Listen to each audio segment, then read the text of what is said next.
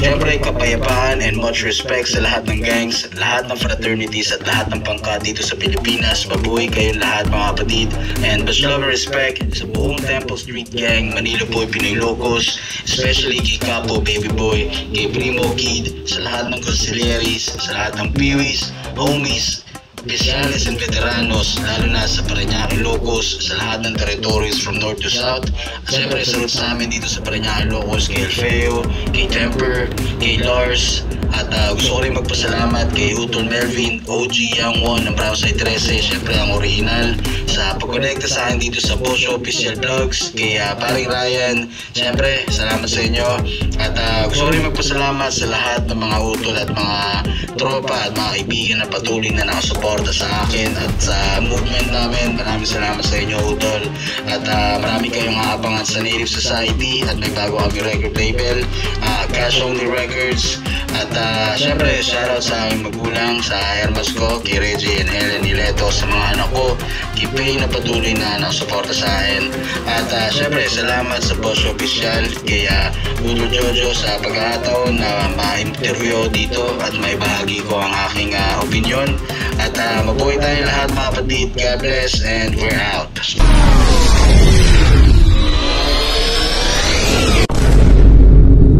Yon, saan punta galing? Nandito tayo sa templo.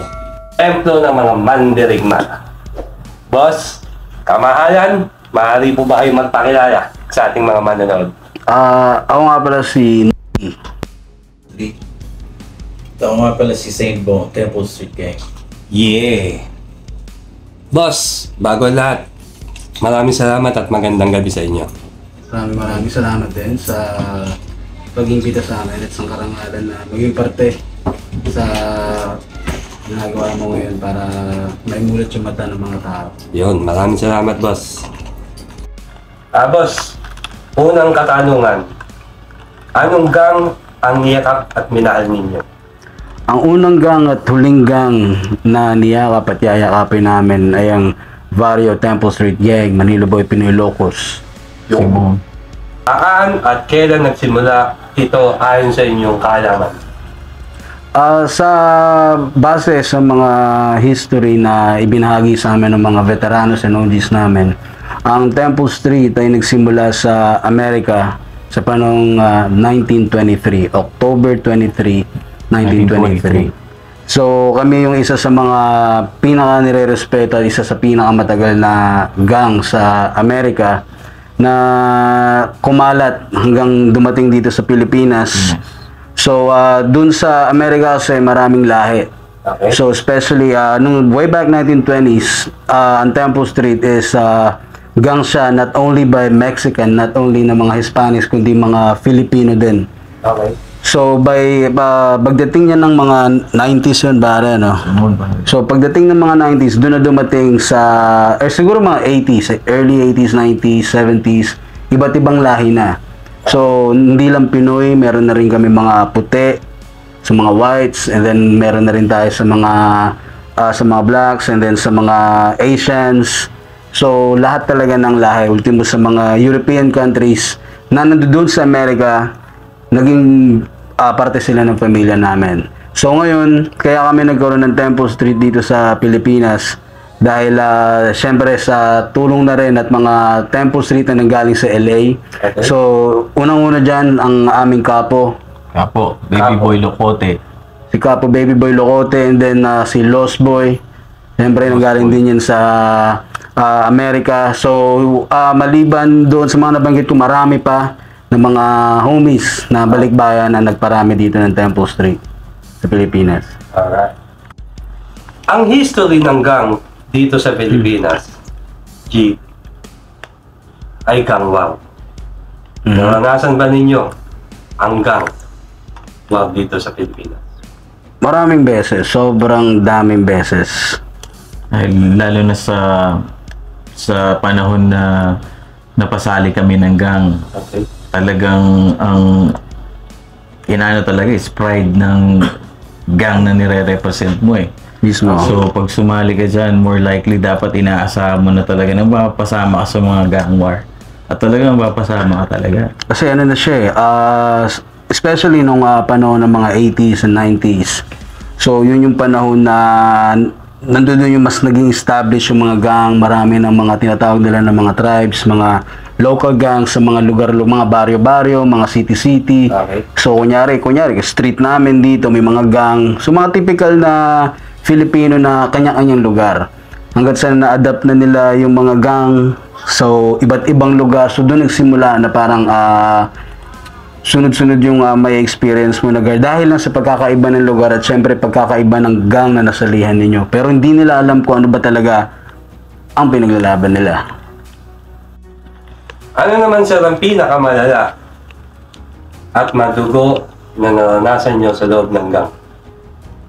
Sa amin, actually maraming beses na na-experience namin yan. So, Halos palagi magkaasama rin kami nun pagka nangyayari yan. mismo. So, rest in peace sa lahat ng mga homies namin na nauna. At sa mga soldados namin, mga veteranos namin hanggang ngayon ay nagsaserve ng time.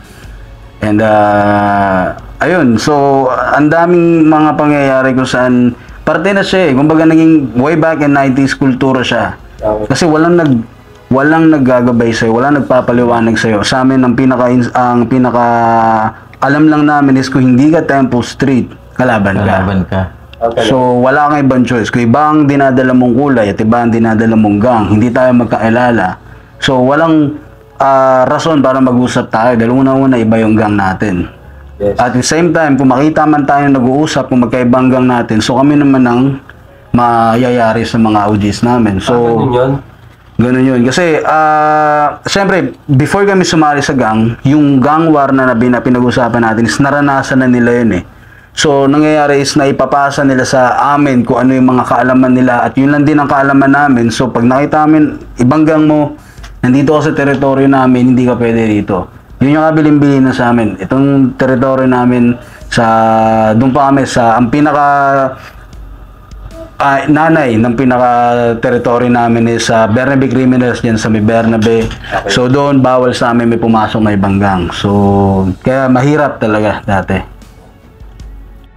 Nabanggit mo kanina na dinala ng mga homies ang Temple Street dito sa Pilipinas. Ang tanong, paano silang dumami dito? So una siyempre dinala ang Temple Street dito sa Pilipinas sa tulong ng aming kapo, Baby Boy Locote. At syempre, iba pa mga veteranos namin. Syempre, nandiyan si Lost Boy ng Manila Boys. Manila Boy Loco. So, sila yung mga, at iba pa mga veteranos na deported galing ibang bansa. So, nung dumating sila rito, sila na yung mga nagparami. So, ang Temple Street ay meron Temple Street sa South, and then meron din Temple Street sa North. So, nagkaroon ng kanya-kanyang expansion sa bawat territory, sa bawat syudad na unti-unting nagkakaroon ng Temple Street yung mga lugar na wala. So ngayon kami yung mga tinatawag na Manila Boy Pinoy Locos. Kasi sa Amerika maraming klikas doon na mabare. So yung mga klikas sa Amerika may tinatawag na cutthroats, midget locos. Midget locos yun yung klika na sinalihan ni Capo. Okay. And then si Capo sa Amerika, yung mga Pilipino kasi doon meron silang sariling klika. Yun ang tinatawag na Pinoy Locos. So, siya yung, kumbaga, nung way back kasi, yung mga early 1940, something like that. So, nagkaroon ng, sabihin na natin na, pagbabago. So, may ibang mga Temple Street or ibang mga, na ilumipat or nagbuo ng gang. So, dun pumapasok yung Satanas, kung familiar kayo sa Satanas. So, Satanas is originally galing sa Temple Street. So, sila yung mga Filipinos na nauna, na instead na syempre kumbaga dominant kasi yung mga Hispanics dati. So syempre pero don't quote me on this pero ito lang base lang sa syempre mga information na papasa sa amin. So ang pagkakasabi sa syempre may ibang mga gusto nilang tumayo to stand as a Filipino pride na nakikita nila na pagtayo nila ng ibang gang is yun yung magiging first move nila. So to cut the long story short, so sa Temple Street nung dinala yan dito sa Pilipinas, ang pinaka dinala na namin is sa Manila Boy Pinoy Locos. So nandiyan dyan si Capo, and then si Primo, and then si Primo Kid, and then si Padron Looney, At syempre sa tulong din ng ibang mga sobrang daming veteranos. Kaya mismo. Syempre ngayon sa amin sa Barrio Cabrones, sa pinuntahan mo na teritoryo ng Temple Street dito sa Parañaque. Ang dinadala namin ay Barrio Cabrones at ang shot caller namin ngayon is si Saint Bone. So shot caller, yun yung equivalent ng parang OG sa ibang gang. So kaya hindi kami naglalagay ng mga OG sa pangalan namin. Okay. So kung papansin nyo iba, OG ganito, OG ganyan. Yes. Sila, tinatawag nila kami OG, pero we took it as parang respect. Hindi namin siya tinitignan na parang authority na ako, OG ako, OG ako. Kasi sa amin, alam namin kung ano yung ibig sabihin ng OG at ano yung kalakip ng dalawang letra na yun kung dadalhin namin. At the same time, hindi namin siya ina-apply dun sa barrio namin. Okay. Walang OG. Walang OG sa Temple Street. Sa panahon noon ng gang, uso ba dun yung pagalingan at paangasan? Oo naman. Oo. Talaga? Kasama yun. Kasi parang yun nga yung pride mo eh.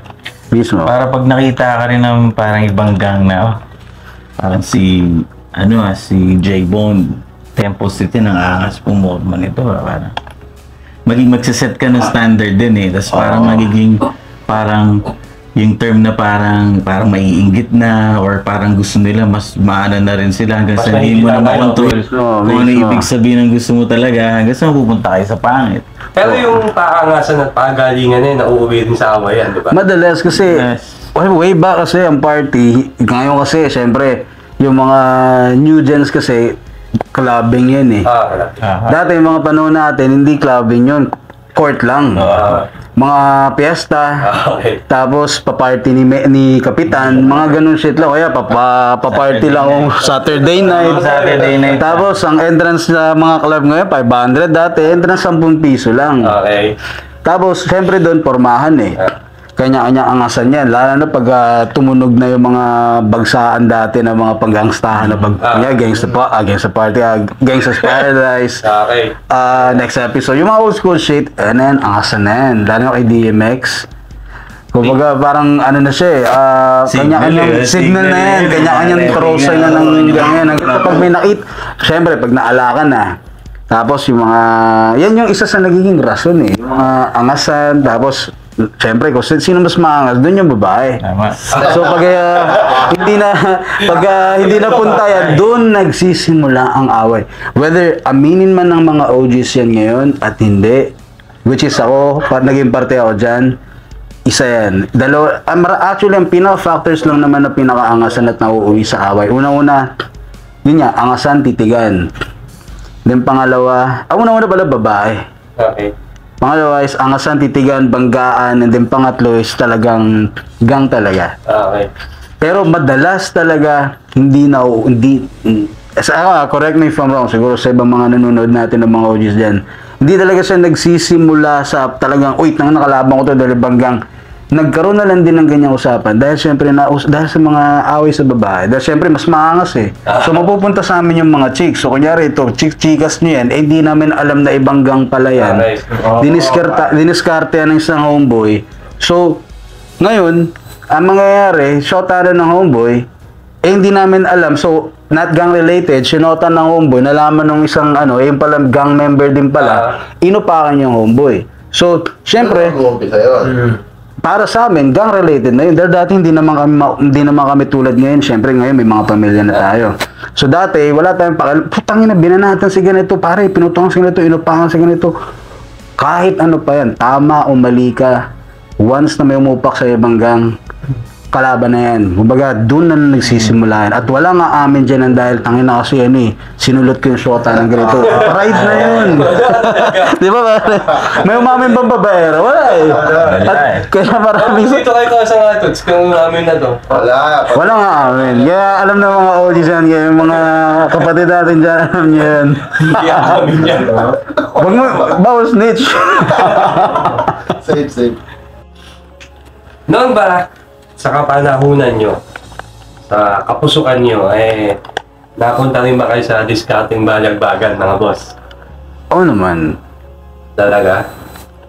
Oo, kasi parang nandun na rin yung Kasi nga dati kung gangster ka, isipin mo lahat, parang kung anong gagawin mo hindi maganda yun, yung parang magbibuild ng Mas good. ng respect sa'yo sa street eh. Kumbaga, the more, parang The more na mas gumawa ka masama ng ka hindi ng, maganda, masama. mas kahangaan ka, mas... Oo, parang ganun. Kasi parang, Ikilalain ka pa, no? parang bumibira na sila ganito ganyan, no? Dumidiskarte na sila ng mga ganyang bira nila. Oh. Doon kasi nagsimula yan, parang jack ang tawag namin dyan. Kumbaga simple. Kunyari, kasi dati walang CCTV. Ngayon ang dami. Yun naman. Dati, pagka pumasok kami sa mga kainan, mga kamainan, mga mall o kaya kung ano. Actually, kainan. Kung ano pwede madampot dyan, dadamputin namin. Kasi dati, trip lang yan. As in, yung trip hanggang naging hassle siya. And then, hanggat sa, doon pa kasi papasok na hindi ka makukontento dahil nakita mo na yung value ng pera, nakita mo na yung anong nagagawa ng pera, so mas magugutom ka na kumita pa ng pera. So, syempre, other dun sa panjadya, kasi yun yung first step eh. Magnanakaw ka muna. Mag-upgrade ka. Mag-upgrade in a way may makikilala ka muna na gumagawa nun. And then siya magbubukas ng pinto. Na parang, kasi syempre, hindi naman lahat kasi, di ba pare, parang ikaw, kumbaga sa ibang tao, may, sabihin natin may potential ka. Ito mapag-aatiwalaan to, pwede sama sa lakad to. So doon yung open na gusto mo ba sumama sa amin? May diskarte kami, mas malaki to.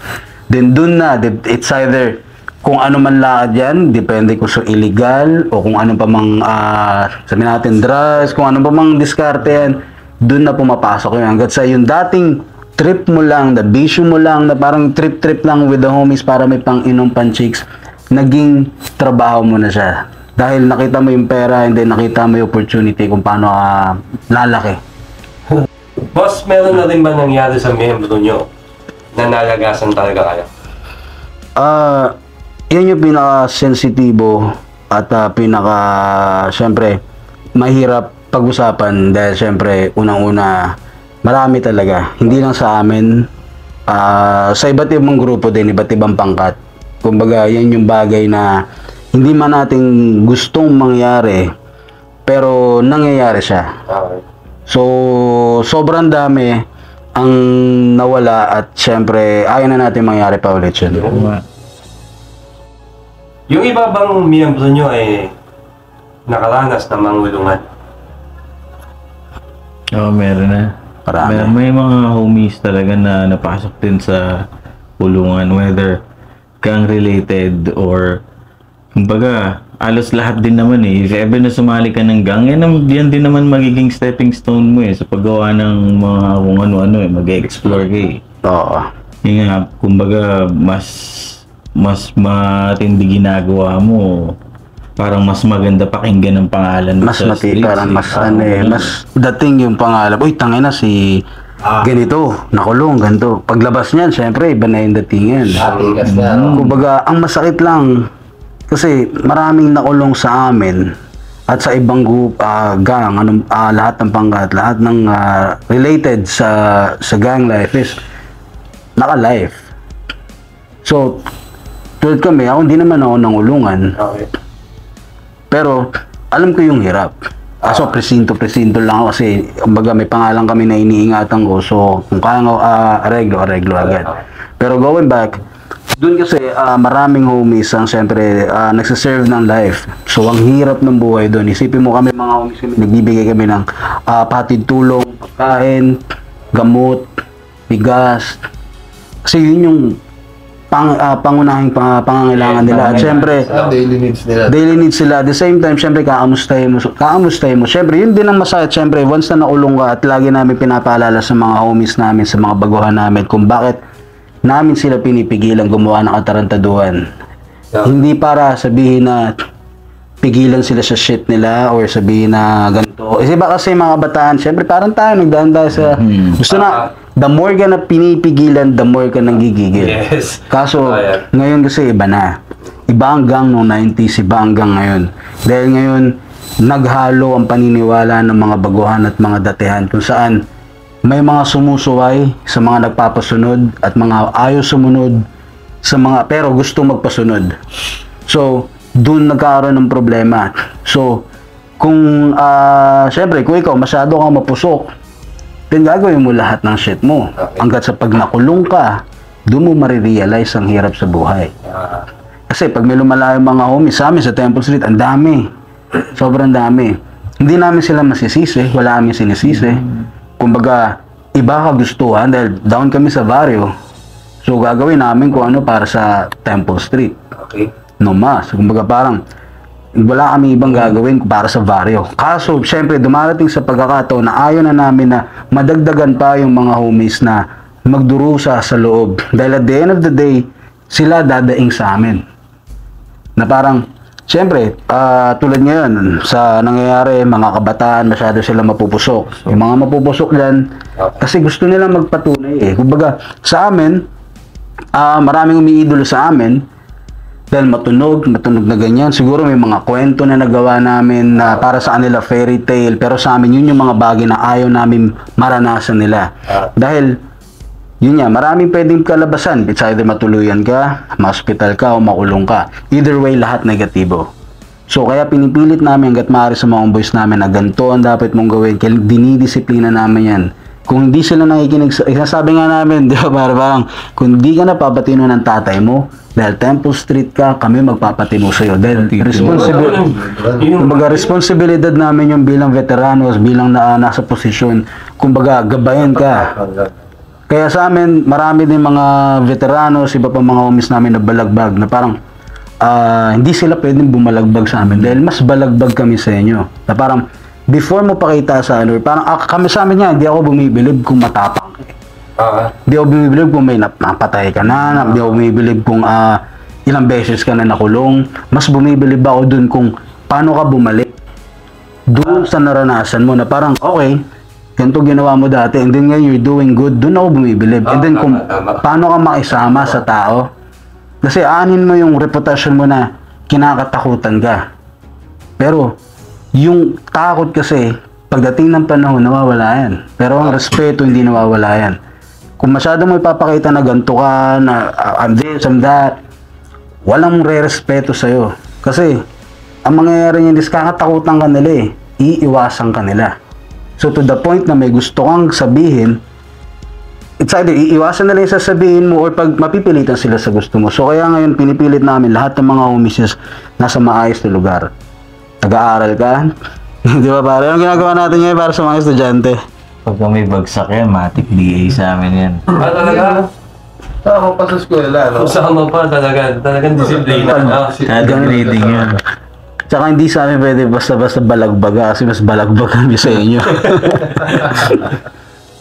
Bilang matagal ka nang kasabi ng Temple Street, kwento ka nga ng mga kaganapan na masakit, masaya, na hindi mo makakalimutan ng mga panahon na yun. Ikaw muna pare. Gano'n mo na bari. Sa akin kasi madaan eh. Yung talagang memorable, talagang tinatawanan mo na lang pag naiisip mo ulit o nadulungkot ka pag naiisip mo ulit. Meron akong ito nakwento ko nito before. Madalas ko siyang makwento kasi natatawa talaga ako. Yes. Wala naman sabihin natin na sobrang seryoso, wala naman namatay whatsoever. Pero kasi way back hindi pa uso ang peace. So, yun na, yung makabilang grupo. So, pag nagkita-kita yan, matik yan. So, ang ginawa namin, tambay kami sa Timog kasi doon kami lumalakad eh. So, doon kami madjadja kung anong diskarte namin doon. So, pagpunta namin sa club, tamang sama namin mga homeboys, pauwi na kami. Sama namin dito sila, sila Witty, sila Fieldy, then mga homegirls. Then, to cut the long story short, pauwi kami, sakay kami taxi. So, doon sa taxi na yun, napaaway kami. Di pa pala. So, dito, pinagpapakiwan kami kasi naka-gang shirt sila. Ngayon, hindi pa nakakala yung taxi, bumigay kasi 8 kami sa loob ng taxi. So, wala akong alam sa kotse. Nung huminto yung sasakyan, parang dug-dug-dug. Sabi ko, Manong, ano nangyari? Sabi, bumigay yung sir, transmission. So, hindi ko alam kung ano yung transmission, pero yung tunog pa lang, komplikado na. Sabi ko, transmission. Under pa to.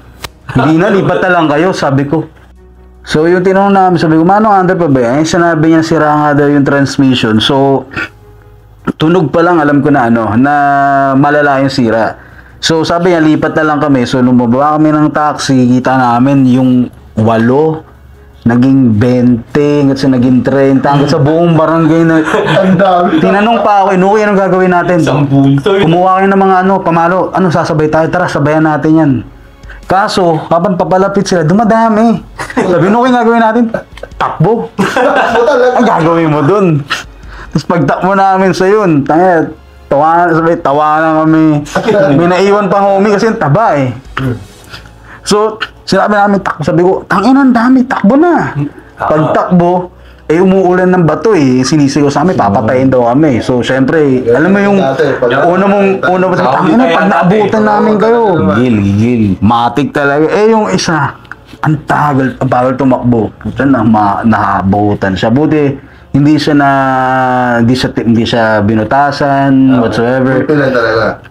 Ginulpi siya, tapos kinuha siya ng cellphone. Ayun lang. Tapos, Kasama na talaga yan. sabi namin, tara, mang-hold up tayo, bawi tayo ng cellphone. Kaso, mag-uumag yan na nun. So, parang, tara, mag-inom na lang tayo. So, yun, pag-uwi namin, parang tawanan siya. Hanggang ngayon, pag nagkikita kami, parang nagkakabiruan, ako sinisisi nila. Kasi, kung hindi mo pinakiwan yun, hindi naman, nakauwi na tayo eh. Kaso, namakyo ka pa eh. So, ayun. That trip lang. It happens.